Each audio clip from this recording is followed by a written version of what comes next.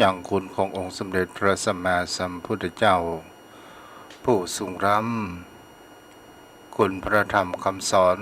ของพระองค์ผู้สูงส่งคุณพระสงฆ์สาวกของพระองค์ผู้ประเสริฐอันรวมก่อให้เกิดเป็นพระรัตนตรัยที่บุเฮาทั้งหลายได้กราบสักการะบูชามาจนทุกวันนี้และขอถวายความเคารพ นอบน้อมไว้สาไปยังครูบาอาจารย์พระเถรานุเถระพระภิกษุสงฆ์สามเณรพระสังฆาธิการสงฆ์สมณศักดิ์บัณฑิตนักปราชญ์ท่านผู้มีความรู้ทุกรูปทุกตนทุกองค์ที่รับฟังอยู่และขอเจริญสุขสวัสดีมาอย่างพ่อออกไม่ออกศรัทธาอันมีโยมพ่อโยมแม่พ่อมอนแม่มอนพ่ออุ้ยแม่อุ้ยปีป้าน้าอาท่านผู้ฟังผู้มีใจบุญทุกท่าน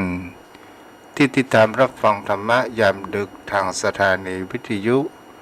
เพื่อการศึกษาพระพุทธศาสนาและวัฒนธรรม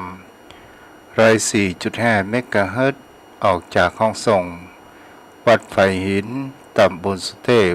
อำเภอเมืองจังหวัดเชียงใหม่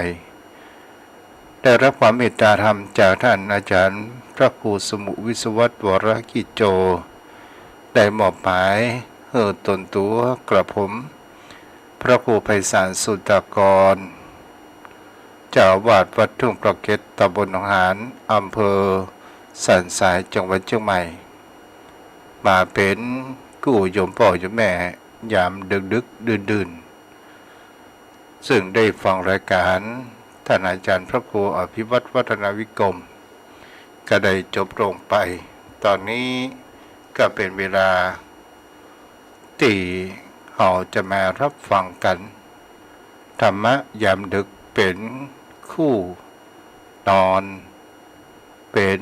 คู่คิดโยมพ่อโยมแม่จะนอนฟังจะนั่งฟังหรือจะรับฟังก็สุดแล้วแต่ตามอิริยาบถของโยมพ่อโยมแม่ท่านผู้ฟังทุกท่านโยมพ่อโยมแม่ วันนี้อากาศท้องฟ้า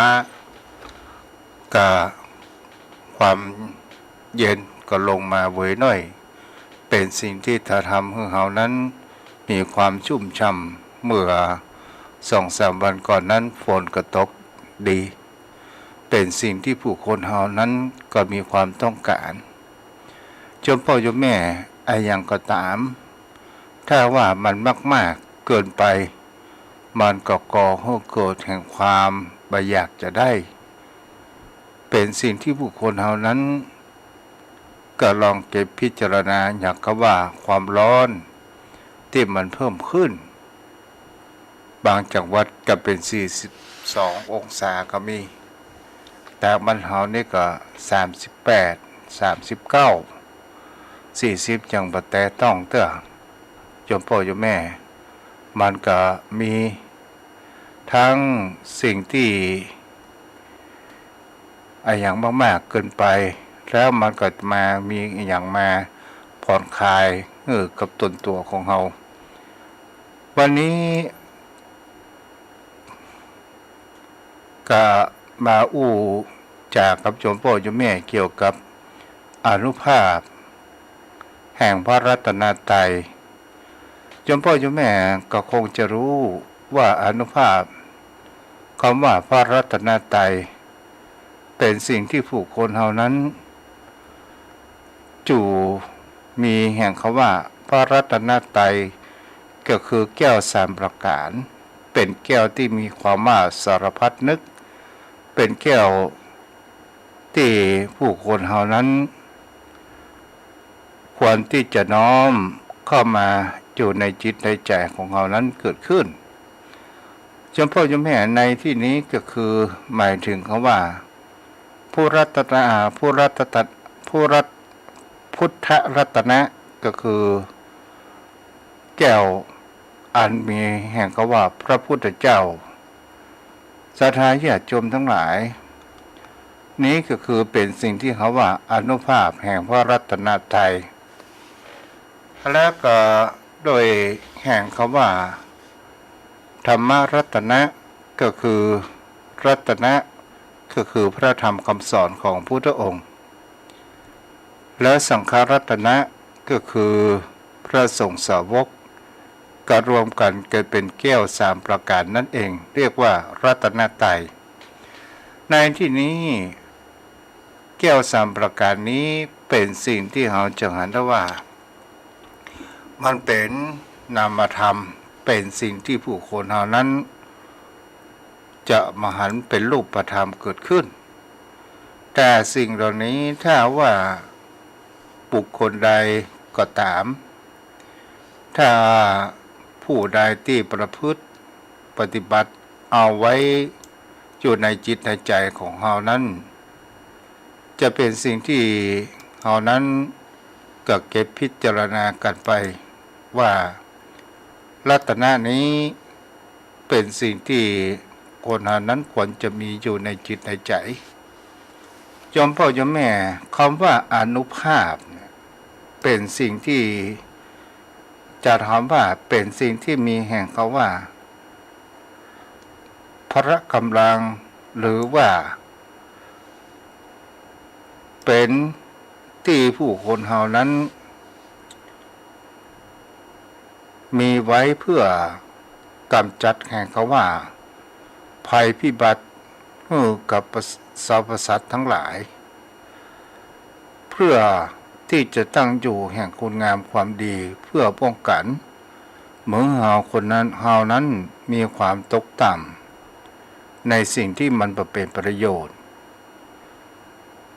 ต่อถึงแห่งเขาว่าพระธรรมคำสอนของพระพุทธองค์ก็ตามโยมพ่อโยมแม่ถ้าบุคคลผู้ใดน้อมนำหลักธรรมคำสอนของพระพุทธองค์นั้นเอามาประพฤติใจก่อให้เกิดแห่งคำว่าความเกี่ยวขาดและก่อให้เกิดแห่งการทำให้เรานั้นมีที่พึ่งและสามารถที่จะทำให้เราจิตใจของเรานั้นมีแห่งคำว่าสติและปัญญาและมีทางออกที่เรานั้นก็ลองเก็บพิจารณากันไป คำว่ารักธรรมคำสอนของพุทธองค์นั้นถ้าบุคคลใดแล้วนำเอามาใช้แก้ไขปัญหาในชีวิตก็ก่อให้เกิดแห่งความชื่นใจก่อให้เกิดแห่งความสบายใจและก็เป็นที่พึ่งทำให้เฮานั้นมีจิตใจที่เฮาอยู่ก็เป็นสุขนอนก็เป็นสุขรับก็เป็นสุขและก็ก่อให้เกิดแห่งความเขียวขาดต่างๆนานานั้นเกิดขึ้นศรัทธาญาติโยมทั้งหลายนี้เรียกว่ารัตนะต่อมาก็คือแห่งเขาว่าสังฆรัตนะก็คือเป็นผู้สิ่งที่เราจะหาได้ว่าความอุปถัมภ์อุปถากแห่งความอันไพบูรณ์แห่งพระพุทธศาสนาของเราก็จะต้องมีแห่งคำว่ารัตนตรัยอันมีแห่งคำว่าอานุภาพสรุปไปได้ว่าบุคคลผู้ใดก็ตามถ้าเรามีน้อมระลึกถึงยังคุณของพระพุทธน้อมถึงยังคุณของพระพุทธองค์น้อมระลึกถึงยังคุณพระธรรมคำสอนของพระพุทธองค์น้อมถึงยังพระสงฆ์สาวกของพระพุทธองค์ก็จะก่อให้เกิดแห่งคำว่าอานุภาพในการกำจัดทุกข์และก็เป็นสิ่งที่จะทำให้เรานั้นมีกำจัดโรคกำจัดภัยทำให้เกิดแห่งความสันติสุขและมีความสวัสดีมงคลนั้นเกิดขึ้นโยมพ่อโยมแม่ทางท่านบางคนก็บอกว่าไอ้อย่างเล่าคือแห่งคำว่าพุทธคุณธรรมคุณสังฆคุณที่ลูกตุนั้นได้นำโยมพ่อโยมแม่ได้สวด ได้ไหว้พระก่อนนอนก็คือบทแห่งคำว่าอิติปิโสนี่ก็คือบทแห่งระลึกถึงคุณของพระพุทธเจ้า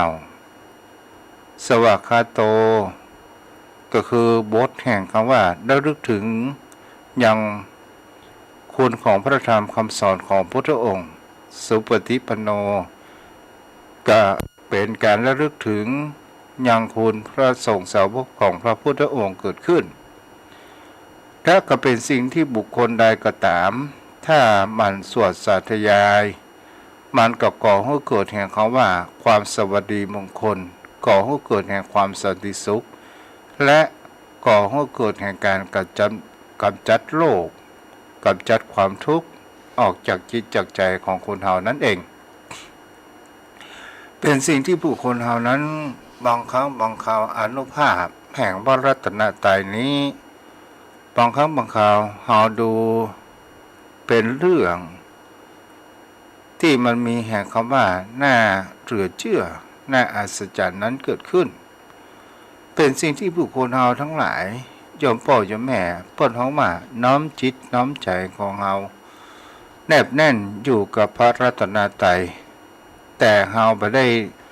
น้อมนำจิตใจของเฮานั้นแนบแน่นกับบุคคลใดบุคคลหนึ่งแต่ถ้าว่าเฮาแนบแน่นอยู่ในพระรัตนตรัยอันมีพระพุทธเป็นต้นที่เป็นองค์ศาสดาของหมู่เฮาทั้งหลายเจ้าพ่อเจ้าแม่เป็นสิ่งเหล่านี้เนี่ยบางครั้งบางคราวเป็นสิ่งที่ผู้คนเฮาบางครั้งบางคราวก่อให้เกิดแห่งความเขียวขาดแต่บุคคลบางเพศบางกลุ่มบางพวกกับเชื่อในเรื่องแห่งเขาว่าคุณของพระพุทธเจ้าคุณพระธรรมคุณพระสงฆ์ว่ามันมีประโยชน์จะแนะอะไรอย่างแท้ที่จริงแล้วพุทธานุภาพเป็นสิ่งที่ผู้คนเฮานั้นควรที่เฮาจะหันนั้นมีอยู่จริงเกิดขึ้นศรัทธาญาติโยมทั้งหลายฉะนั้นก็เป็นสิ่งที่คนเฮานั้นควรจะมีความมั่นคงอยู่ในพระรัตนตรัยอย่างแน่วแน่แนบสนิทเกิดขึ้นช่วยเฮามาให้แห่เขาว่าทำให้จิตใจของเฮานั้นมีความมั่นคงและมามีแห่เขาว่าแปรเปลี่ยนไปเป็นอย่างอื่นนั้นเกิดขึ้นโยมพ่อโยมแม่เรื่องนี้เป็นสิ่งที่จะเห็นได้ว่าบุคคลผู้ที่สั่งสมบุญกุศลมาตั้งแต่อดีตชาติในการที่ว่าถึงแห่งองค์พระรัตนตรัยย่อมมีโอกาสที่จะได้รับผลบุญที่เขานั้นได้สั่งสมบุญไว้ทุกภพทุกชาติเจ้าพ่อเจ้าแม่เป็นสิ่งที่ผู้คนเขานั้นก็ลองเก็บพิจารณากันไปว่าปุเพกตะปุญญตาคือความเป็นผู้มีบุญที่เคยทำมาในอดีตย่อมเป็นมงคลสูงสุดในชีวิตเจ้าพ่อเจ้าแม่บางครั้งบางคราวผู้คนเฮานั้นก็ลองเก็บพิจารณากันไปว่าบางครั้งบางคราวเป็นสิ่งที่เฮาเกิดมาในชาตินี้เฮามีโรคภัยไข้เจ็บมาติดตัวตั้งแต่เกิดก็เรียกว่าโรคแห่งกรรมแต่บางท่านบางคนนั้นเกิดมามีโรคภัยไข้เจ็บมาเบียดเบียนมากสักเท่าใดและก็เป็นสิ่งที่ผู้คนเฮานั้นจะหันได้ว่านี้ก็คือแห่งเขาว่าภาระอานิสงส์ในการที่เฮาได้ทำบุญในการประพฤติแห่งเขาว่าศีลและเฮาแนบแน่นในองค์พระรัตนตรัยเกิดขึ้นโดยแห่งเขาว่าอานุภาพแห่งพระรัตนตรัยนี้เป็นสิ่งที่ผู้คนเหล่านั้นควรจะทำให้อยู่ในจิตในใจของเราเพื่อที่เราป้องกันเรื่องร้ายๆเพื่อเมื่อมันเกิดแห่งความทุกข์ภัยพิบัติต่างๆนานานั้นเกิดขึ้น สถาญาติโยมเรื่องนี้เป็นสิ่งที่เวลาใดก็ตามเฮาก็ลองมาสังเกตผู้คนเฮาตอนเวลาที่เฮานั้นมีชีวิตอยู่มีความสุขมีทุกสิ่งทุกอย่างบางครั้งบางคราวคนเฮาก็มีความหลงระเริงหลงในตัวของตัวเองว่าเหมือนกับชีวิตนี้ของเฮานั้นจะเป็นอมตะนั้นเกิดขึ้นและเฮามหันแห่งความทุกข์ยากลำบากใดๆเกิดขึ้นแต่เป็นสิ่งที่บุคคลเฮานั้นเวลายามที่เฮานั้นมีความทุกข์มีความบาดสบายใจมีความลำบากมีความขับขันเกี่ยวกับเรื่องราวต่างๆเป็นสิ่งที่ผู้คนเฮานั้นบางครั้งบางคราวคนเฮานั้นมีเหตุสิ่งเหล่านี้เกิดขึ้นกับจิตกับใจของเฮาแล้วเฮาขาดสติขาดความแน่วแน่และมั่นคงโดยการที่เฮานั้นบ่ได้ตั้งจิตตั้งใจของเฮานั้นอยู่ในพระรัตนตรัยแต่ถ้าว่าบุคคลใดก็ตามที่มีความนอบน้อมนอบน้อมถึงแห่งองค์พระรัตนตรัยก็เป็นสิ่งที่เฮาจะเห็นได้ว่าแม้กระทั่งเฮาน้อมระลึกถึงโดยการที่เฮาถึงแห่งเขาว่าพุทธคุณที่ตุเจ้าได้อู้ไปแล้วและกธรรมคุณสังฆคุณจอมพ่อเจ้าแม่เฮาจะเอาเป็นการเป็นภาวนานั้นก็ได้อิสวาสุสถาญาติโยมทั้งหลายนี่ก็เป็นสิ่งที่จะเห็นได้ว่าก็คือนอบน้อมถึงองค์พระรัตนตรัยนั้นเกิดขึ้นเจ้าพ่อเจ้าแม่บางครั้งบางคราวเป็นสิ่งที่ผู้คนเฮานั้นถ้าเฮาเวลาที่เฮายามอับจนหรือเวลาก่อนที่เฮาจะออกจากบ้านจากจองถ้าเฮาน้อมถึงอย่างองค์พระรัตนตรัยจะเป็นแห่งคำว่าอิสวาสุหรือว่านะโมพุทธยะก็ตามก็จะทำให้คนเฮานั้นมีความเขียวขาดและจะทำให้เฮานั้นพ้นอันตรายต่างๆนานาเกิดขึ้นยามที่มีภัยคนเฮานั้นเกิดความหวาดสะดุ้งเกิดความกลัวเกิดความแห่งคำว่าขนลุกขนพองไปเรื่องต่างๆนานา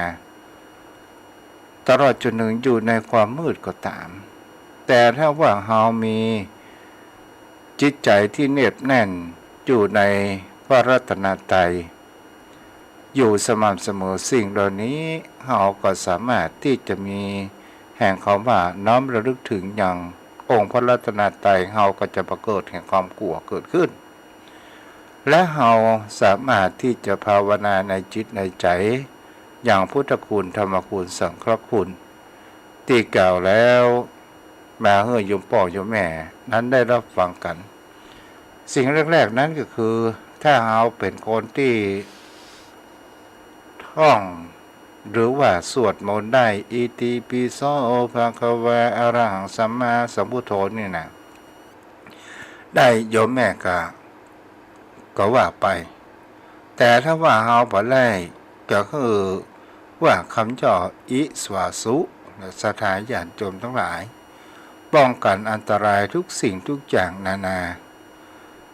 ตั้งแต่พระบรมอาจารย์ท่านใจเสกหรือว่าสิ่งของนั้นศักดิ์สิทธิ์นั้นเกิดขึ้นก็โดยพุทธคุณนั่นเอง และก็เปิดว่าจำใดที่เฮามีโรคอันเกิดแต่กรรมหรือบอกว่าจะเป็นโรคทางกายโรคทางใจหรือโรคเกิดแห่งความอยากความหิวโหยสามารถที่จะบำบัดได้ด้วยพุทธ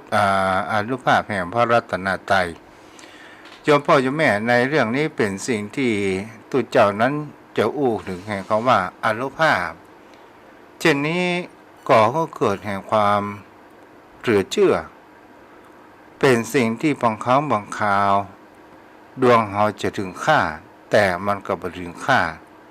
เมื่อเฮานั้นเป็นผู้ประพฤติดีปฏิบัติดีทำอันอย่างให้ดีๆและมีจิตใจแนบแน่นในองค์พระรัตนตรัยก็ก่อให้เกิดแห่งเขาว่าเฮาจะได้อานุภาพมาปกปักรักษาเพื่อเฮานั้นหันแห่งความจริงและเฮาก็จะได้พุทธานุภาพธรรมานุภาพสังฆานุภาพที่จะคุ้มครองปกป้องเฮานั้นอยู่สม่ำเสมอนั่นเอง ในครั้งสมัยพุทธกาลโยมพ่อโยมแม่ผู้ที่ได้รับจากอานุภาพพระรัตนตรัยนี้ก็มีปัจจัยน้อยก็มีแห่งเขาว่าครั้งพุทธกาลนั้นก็มีพระเจ้าแผ่นดินผู้มีศรัทธาที่ทำบุญสั่งสมนั้นมาในอดีตครั้งในสมัยพระพุทธเจ้าพระนามว่ากัสสปะศรัทธาญาติโยมทั้งหลายและในภพนี้ชาตินี้เขาก็ได้เกิดมาเป็นพระเจ้าแผ่นดินแล้วก็ได้รับฟังหมู่เสนาอามาตย์มาบอกข่าวว่าในเมืองสาวัตถีนั้นมีพุทธะเกิดขึ้นเมื่อได้ยินแห่งเขาว่าพระพุทธเจ้าเกิดขึ้นพระธรรมเกิดขึ้นพระสงฆ์นั้นเกิดขึ้นก็ได้เกิดแห่งความเลื่อมใสและก็ได้เกิดแห่งเขาว่าสารราชสมบัติแล้วก็ได้เดินทางเข้าเฝ้าพระองค์สมเด็จพระสัมมาสัมพุทธเจ้าตลอดจนถึงมเหสีผู้ข้างพระองค์ก็ได้หันได้ว่าสามีของตัวเองได้สละราชสมบัติแล้วก็ตัวเองนั้นก็ได้เดินตามยังพระสวามีของตัวเองในเรื่องนี้ศรัทธาญาติโยมทั้งหลายเรื่องนี้มันเกิดขึ้นครั้งพุทธกาลที่เมืองกุกุตวดีนครซึ่งมันก็อยู่และกับเมืองสาวัตถีเหตุการณ์ที่มันเกิดขึ้นเมืองกุกุตว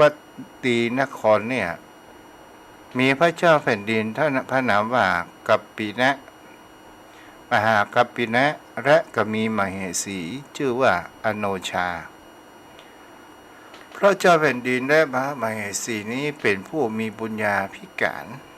ที่ได้บำเพ็ญมาในตั้งแต่อดีตชาติแล้วทั้งเป็นพระราชากระตั้งอยู่ในทศพิธราชธรรมอยู่สม่ำเสมอพระองค์นั้นก็ได้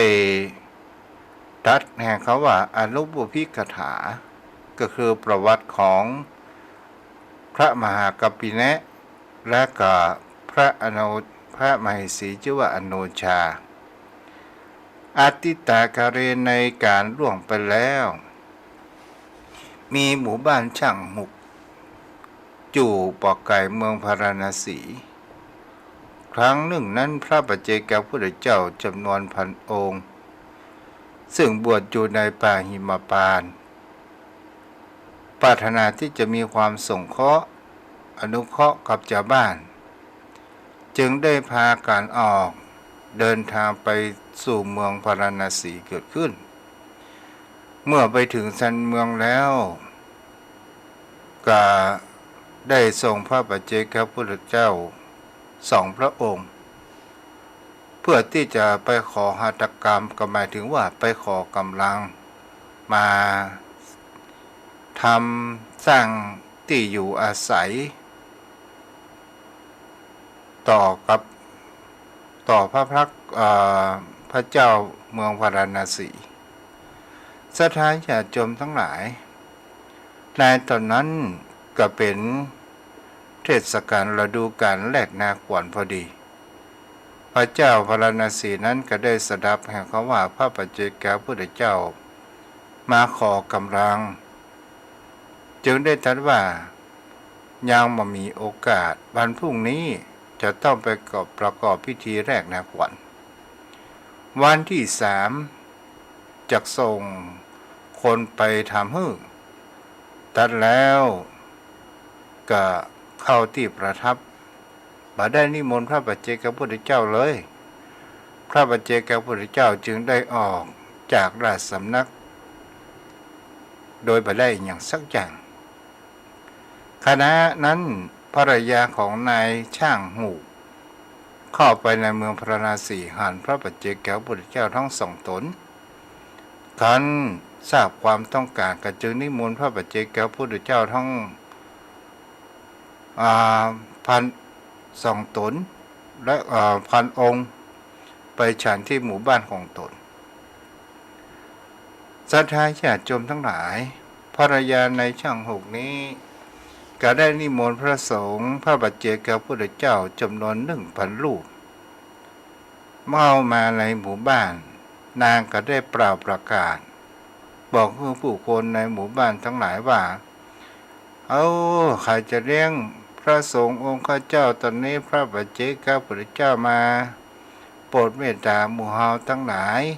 เป็นโอกาสที่เราจะได้สร้างบุญกุศลกันเด้อศรัทธาญาติโยมทั้งหลายแล้วผู้คนทั้งหลายในหมู่บ้านนั้นก็ได้เอาเข้ามารวมกันแล้วก็ได้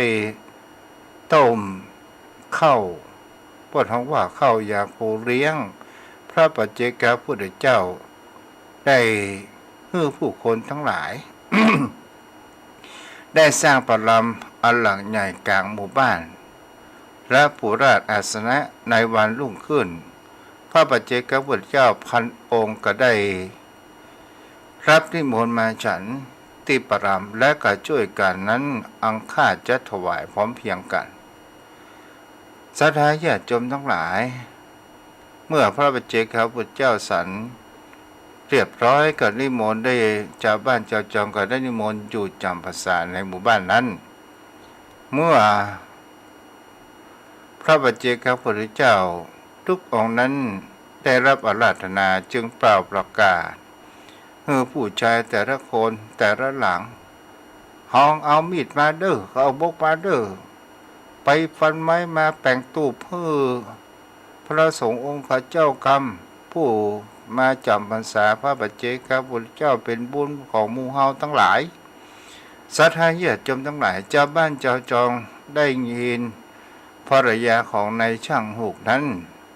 ได้อย่างอันแล้วก็มีแห่งคำว่าความสามัคคีธรรมนั้นเกิดขึ้นต่างคนก็ต่างไปหาไม้ยังอยู่ในป่าแล้วก็มาแปลงที่พักให้ปัจเจกพุทธเจ้าตึง1,000 หลัง1,000 องค์แต่ละตนแต่ละองค์กันไปศรัทธาญาติโยมทั้งหลายพอถึงเวลาออกพรรษาแล้วนางก็ได้ประกาศว่าทุกโคเรือน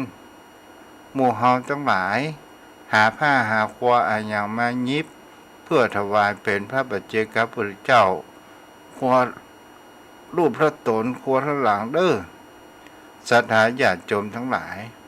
เมื่อออกพรรษาพระปัจเจกพุทธเจ้านั้นก็ได้รับผ้าจีวรและก็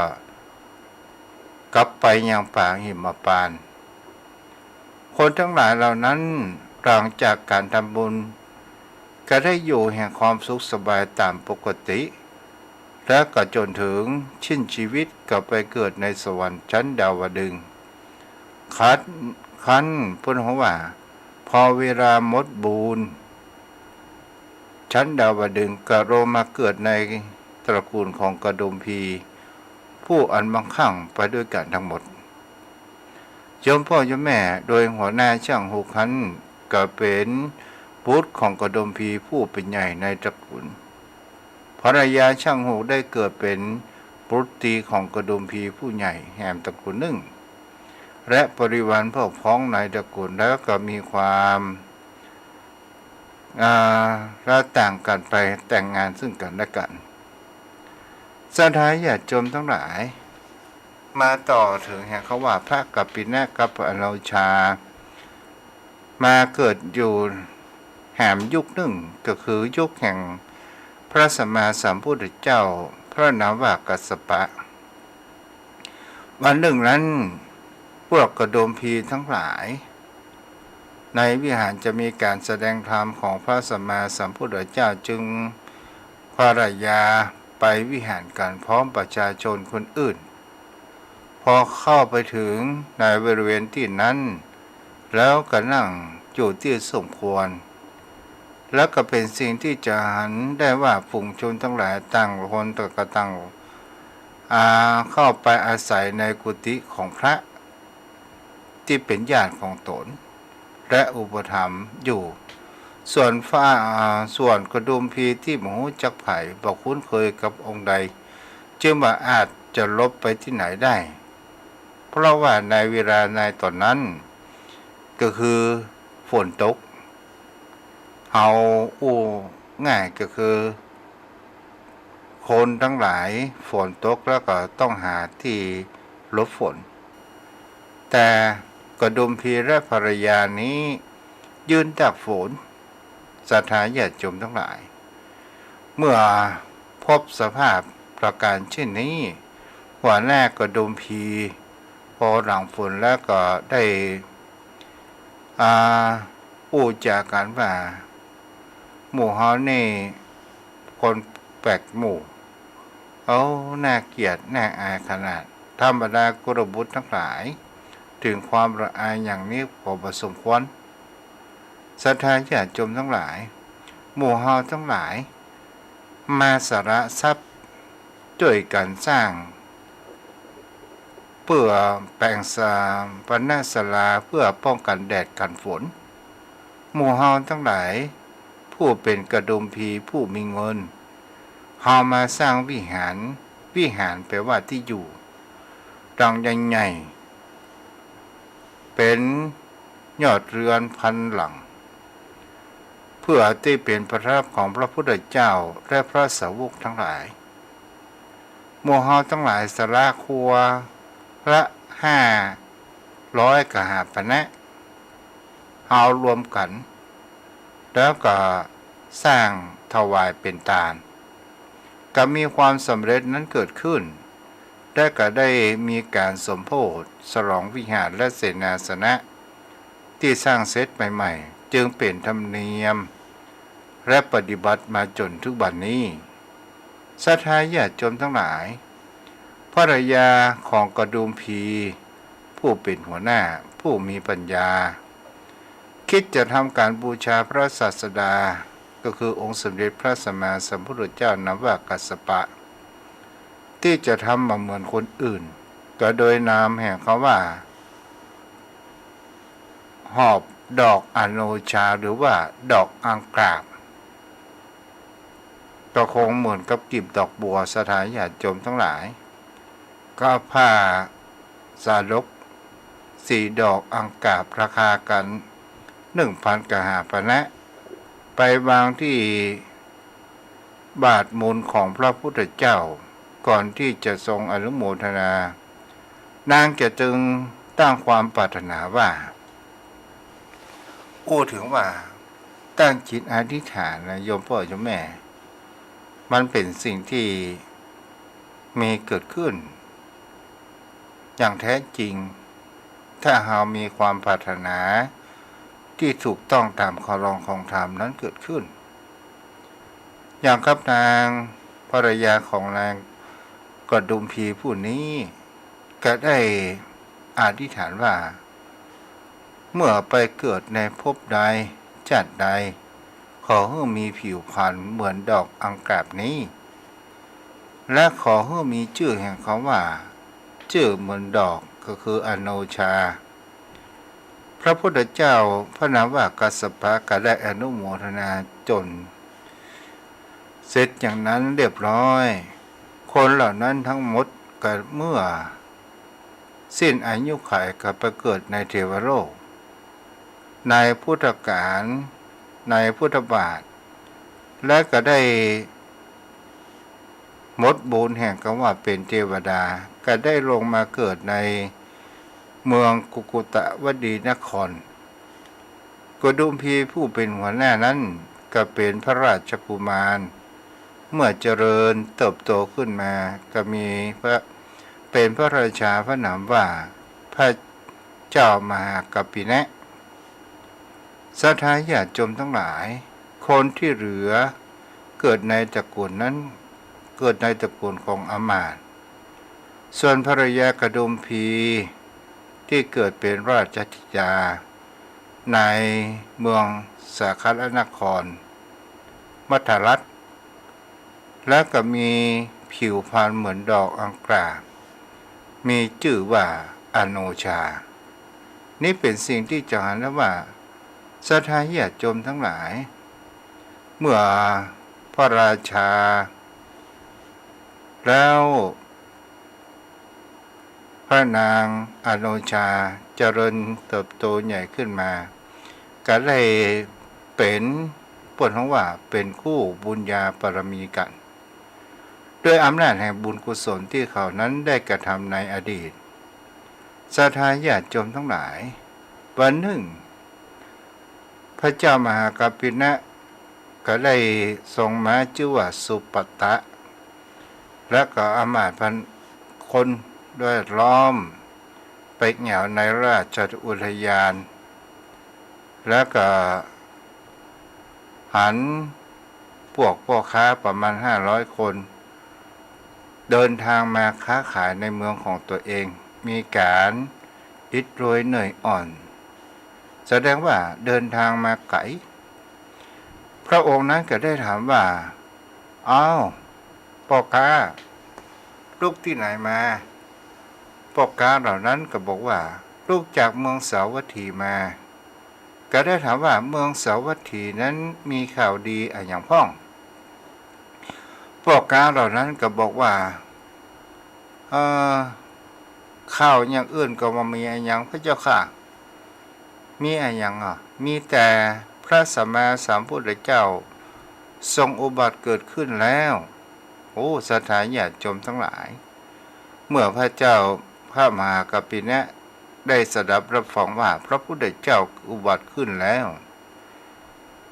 พระสรีระของพระราชาก็มีปิติที่มีความสัมผัสมีความชื่นอกชื่นใจเกิดขึ้นแกได้สงบนิ่งไปสักระยะหนึ่ง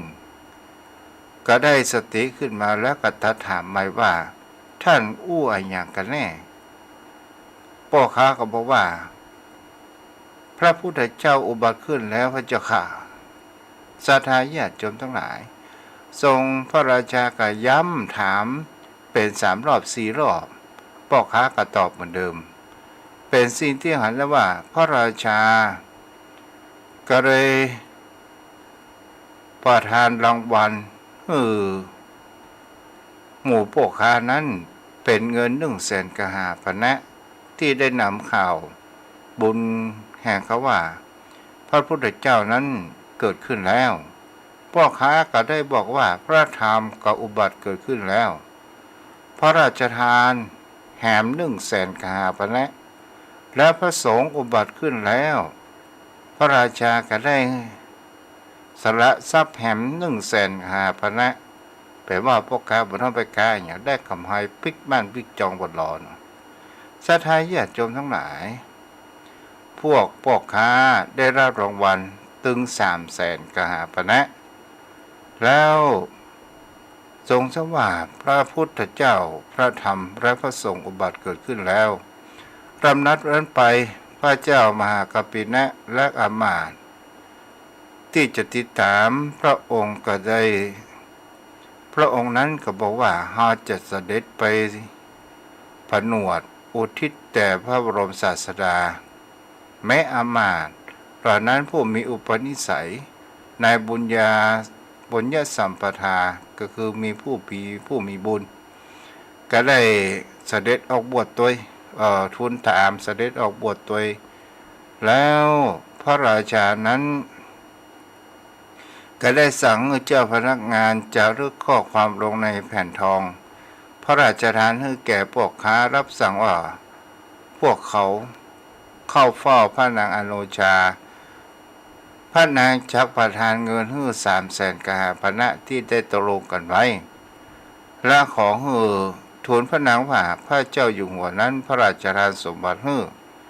แล้วขอให้พระนางนั้นเสวยราชสมบัติตามสบายเด้อสาธาญาติโยมทั้งหลายพวกอามาตย์ก็ส่งข่าวให้กับพระมเหสีพระอโนชาพระนางอโนชากะหันรับทราบข่าวในการอุบัติเกิดขึ้นแห่งพระพุทธเจ้าพระธรรมเจ้าพระสังฆเจ้าที่เรียกว่าพระรัตนะสาธาญาติโยมทั้งหลายนางก็ได้พระราชทานแหม300,000 กหาปณะให้กับพวกกาทั้งหลายบังเอิญวันนั้นเนี่ยองค์สมเด็จพระสัมมาสัมพุทธเจ้านามว่าโคตมะก็ได้ตรวจดูยังสัตว์โลกในเวลาใกล้รุ่งก็ได้ทอดพระเนตรหันพระเจ้ากัปปินะมหากัปปินะนี้พร้อมด้วยอามาตย์ตึงพันเพื่อที่จะมาขอบวชพระองค์นั้นก็ได้เสด็จไปรอรับที่ฝั่งแม่น้ำจันทรภคานาทีพระเจ้ากัปปินะเสด็จมาจนเป็นขบวนใหญ่มาถึงน้ำอารวัตปัจฉานาทีจะเห็นได้ว่าน้ำลึกและก็กว้างตัวสถานญาติโยมทั้งหลายเมื่อเหตุการณ์ประการเช่นนี้คนเฮานั้นจะเห็นได้ว่ากว่าที่เฮาจะไปถึงจุดมุ่งหมายจะทำอะไรอย่างก็ตามมันก็ย่อมมีอุปสรรคและปัญหาเกิดขึ้นเหมือนกับพระเจ้ามหากัปปินะนี้พร้อมด้วยเสนาอามาตย์กับบ่ฮู้จะข้ามแม่น้ำนั้นอย่างใดพระเจ้าหมู่เสนาอามาตย์ก็บอกว่าเฮาไปเสาะหาไม้หาเหือแป่งเหืออันอย่างแล้วข้ามไปเมื่อพระเจ้ากัปปินะหันว่าโอ้เฮาจะไปเมาไปหาเรือหาไม้อันอย่างแหมเฮาก็จะก่อให้เกิดแห่งคำว่าชาติย่อมนำไปสู่ชราชราย่อมนำไปสู่มรณะบัดตันเอาการละกาบุษนาอามาตย์เอาอย่างนี้โดยพุทธานุภาพธรรมานุภาพสังฆานุภาพเกิดได้ตั้งจิตตั้งใจอธิษฐานไปว่าพวกข้าพเจ้ามามีความสงสัยในการออกบวชในการบวชนี้อุทิศแด่พระรัตนตรัยด้วยอนุภาพแห่งพระรัตนตรัยขอให้แม่น้ำนี้อย่าได้เป็นเหมือนน้ำเลยสถาญาติโยมทั้งหลายก็เลยจากนั้นหลังจากอธิษฐานโดยพุทธคุณแห่งคำว่าอิติปิโสภควาเป็นต้นหรือว่าอีสาสุจมพ่อจมแม่น้ำกลับกลายเป็นน้ำแข็งเหมือนดังกับหินแล้วก็ได้เสด็จไปตามเอาขี่ม้าไปสินทบพันตัวแล้วก็วิ่งไปบนหลังน้ำบนหลังแผ่นหิน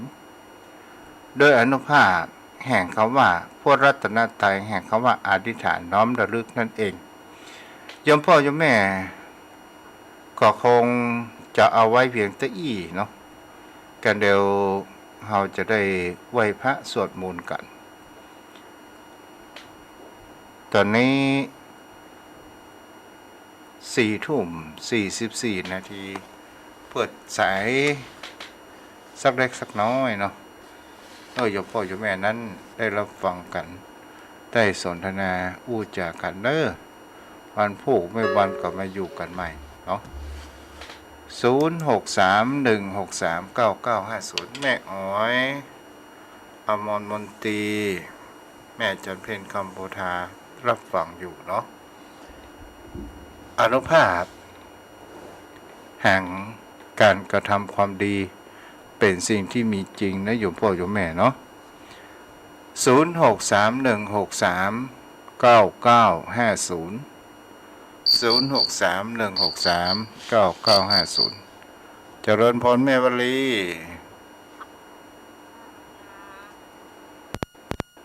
คุณนะจ๊ะจ้าอนุโมทนาอาจารย์พักผ่อนเยอะๆนะอาจารย์กำลังหายไข้ใหม่จ้าจ้าๆนะนอนดึกอ่ะเดี๋ยวก็หายตัวไปอีก3-4 วันนะผลรักษานะจ้าสวัสดีค่ะเป็นห่วงนะจ๊ะจ้าจ้าจ้าผลรักษา06316399500631639950เปิดสัก5 นาทีเด้อ4 ทุ่ม 50 นาทีจะไหว้พระสวดมนต์เนาะ06316399500631639950เจริญพรแม่นวลเจ้าภาษาเจ้าฟังอยู่เนอจ้ารักขึ้นจ้าบุญรักษาได้ไหมเด้อจ้าเป็นกำลังใจให้เนอเจ้า0631639950วันเวลาผ่านไปนอนอยู่พ่ออยู่แม่ประเดี๋ยวนี้ย่างเข้าเดือนที่5แล้วเนาะโอ้เวยขนาดวันผูกกับเจ้ากำเดียวกับแรงกำเดียวกับค่ำแล้วก็เจ้าเนาะวิวัฒนาการไปตามยุคตามสมัยกันไปใครจะโทรมาเด้อ06316399500631639950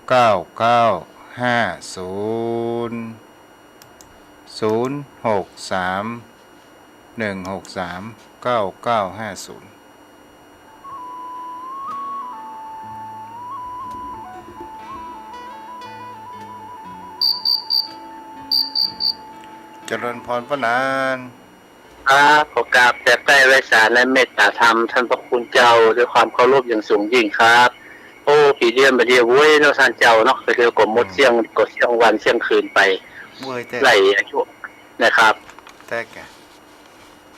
ว่ามันไล่บวยแล้วบวยครับป๊อปแป๊บป๊อปแป๊บมันก็แก่บวยมดไปเป็นรุ่นแล้วท่านเจ้าเนาะหมดไปเสี่ยงไปอายุเอาก็นักขึ้นมาถึงวันเหลือไปหน้านี่เหลือน้อยเหลือที่อยู่มาแล้วท่านเจ้าเนออยู่ไปหน้านี่มีน้อยเหลือที่ใจมานะครับเจ้าถ้าต่างประเทศคือ60นี่เหลือเมื่อกี้วันก็โมไล่ถ้าประเทศนักจะเป็นถ้าประเทศสัก80นี่ยังเหลือ10,000อยู่เอาหน้าบุญว่าแล้วท่านเจ้าเนาะโอ้ก็ตามกำลังตามยถาตามบุญวาสนาเนาะนั่นนะบุญมาก็ได้ก็จะอ่านเราท่านพระคุณเจ้าฟังนั่งฟังทำไปเอาเป็นห่อเข้านำตามเป็นแสงสว่างสู่โลกไปหน้าท่านพระคุณเจ้ากราบไหว้สาธุด้วยความเคารพครับจ้าบุญรักษาและพระนันเด้พระนันโทรมาพระนันสายันโทรมาได้สนทนาอุจากัน0631639950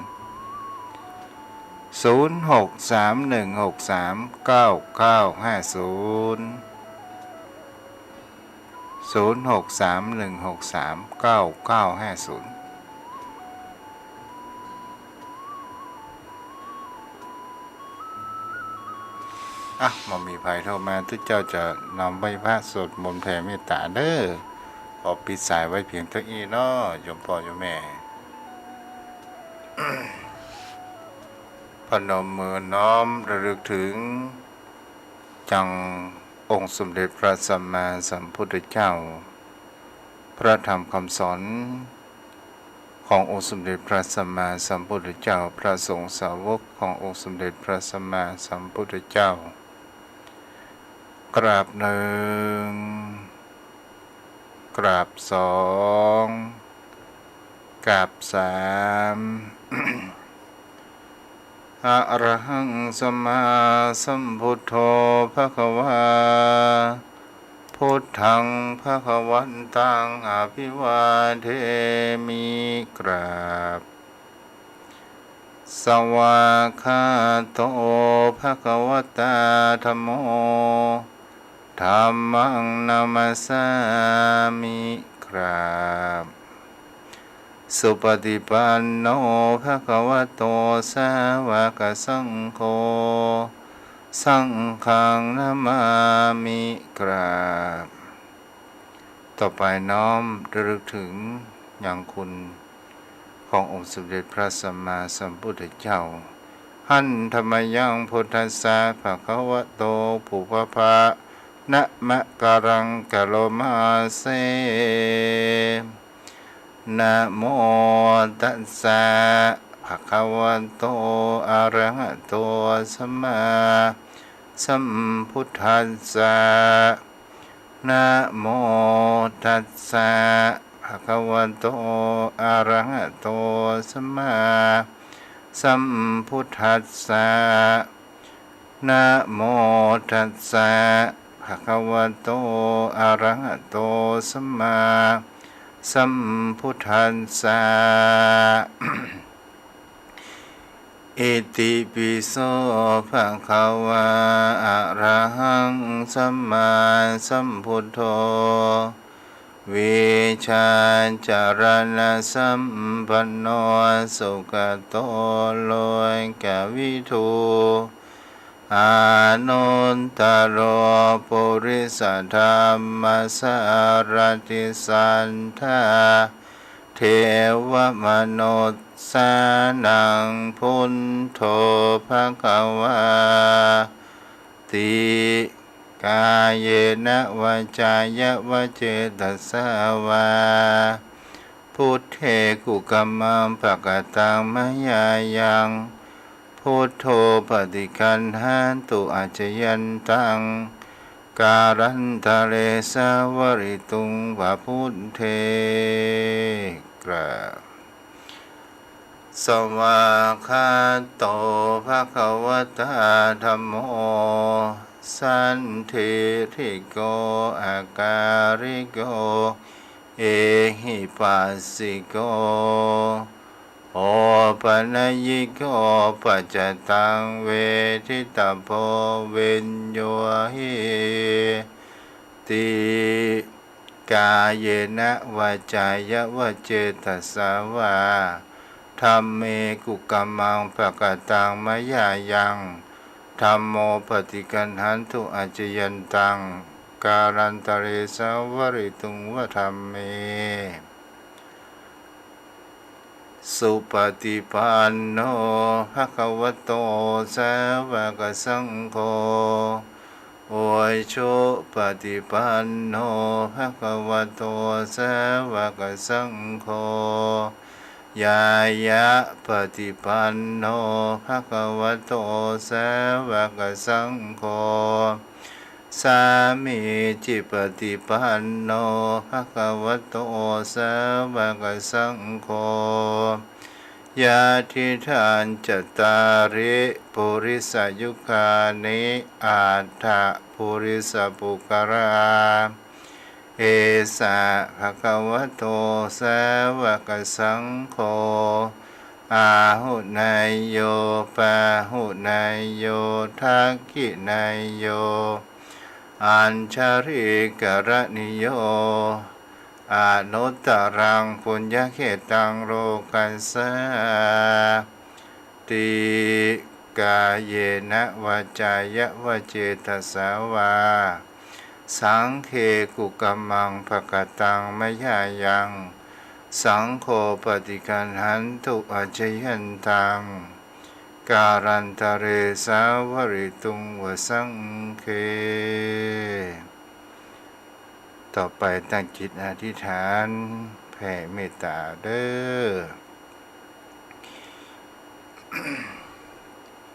อิทังเมมาตาปิตุนังโหนโตสุกิตาโหนโตมาตาปิตโรขอส่วนบุญนี้จงสำเร็จแก่มารดาบิดาของข้าพเจ้า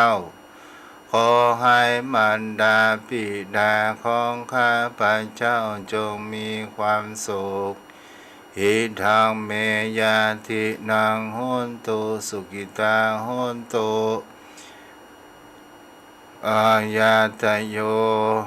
ขอส่วนบุญนี้จงสำเร็จแก่ญาติทั้งหลายของข้าพเจ้าขอให้ญาติทั้งหลายของข้าพเจ้าจงมีความสุข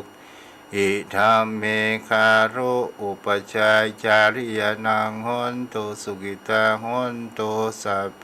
อาจาริโยขอส่วนบุญนี้จงสำเร็จแก่ครูอุปชาอาจารย์ทั้งหลายของข้าพเจ้าขอให้ครูอุปชาอาจารย์ทั้งหลายของข้าพเจ้าจงมีความสุขอิทังสัพพะเทวานังโหนตุสุขิตาโหนตุสัพเพเทวาขอส่วนบุญนี้จงสำเร็จแก่เทวดาทั้งหลายขอให้เทวดาทั้งหลายจงมีความสุขอิทังเปตานังโหนตุสุขิตาโหนตุสัพเพเปตาขอส่วนบุญนี้จงสำเร็จแก่เปรตทั้งหลายขอให้เปรตทั้งหลายจงมีความสุขอิทังสัพพะเวรินังโหนตุสุขิตาโหนตุสัพเพเวรีขอส่วนบุญนี้จงสำเร็จแก่เจ้ากรรมนายเวรทั้งหลายขอให้เจ้ากรรมนายเวรทั้งหลายจงมีความสุขอิทังสัพพะสัตตานังโหนตุสุขิตาโหนตุสัพเพสันตาขอให้สัตว์ทั้งหลายทั้งปวงจงมีความสุขอนุโมทนาสาธุเด้อนอนรับวันดีราตรีสวัสดิ์อายุวโนสุขังพลัง